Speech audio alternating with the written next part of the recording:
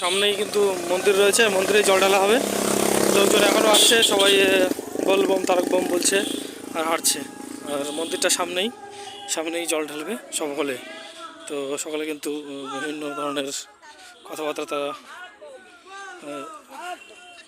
বলে চলেছে। হ্যাঁ, দেখতে পাচ্ছি ওইদিকে লাইন, সামনে প্রচণ্ড ভিড় কিন্তু আমরা লক্ষ্য করতে পারছি। ঠিক আছে বন্ধুরা, তো দেখো লাইনে ভিড়, রাস্তা পর্যন্ত এদিকে পর্যন্ত পৌঁছে গেছে, অনেকটা ভিড়। আর মন্দিরটা আরও দূরে রয়েছে, অনেক দূরে। বন্ধুরা, নতুন একটি ভিডিওতে সকলকে স্বাগতম।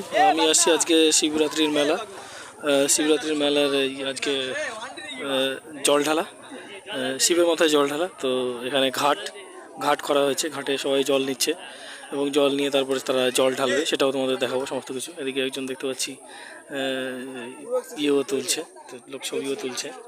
তো এই ঘাটটা এখানে আসলাম, আর এরপরে অন্যদিকে যাব, সেটাও তোমাদের সমস্ত কিছু দেখাবো। তাহলে বন্ধুরা, এটা হচ্ছে ঘাট। জল ঢালা কমপ্লিট হলে এই রাস্তাতে সবাই আসছে, এই দিক দিয়েও আসা যায়। তো সকালে এসে জল নিয়ে গেল, এরপরে আমরা যেখানে জল ঢালছি সেটাও দেখাবো। রাস্তায় আমরা দেখতে পাচ্ছি লোকজনের প্রচণ্ড ভিড়, প্রচুর লোক আসছে এবং এই ঘাট থেকে সবাই জল নেবে, জল নিয়ে তারা জল ঢালবে। তো সেই দৃশ্য আমাদের সামনে ফুটে উঠছে।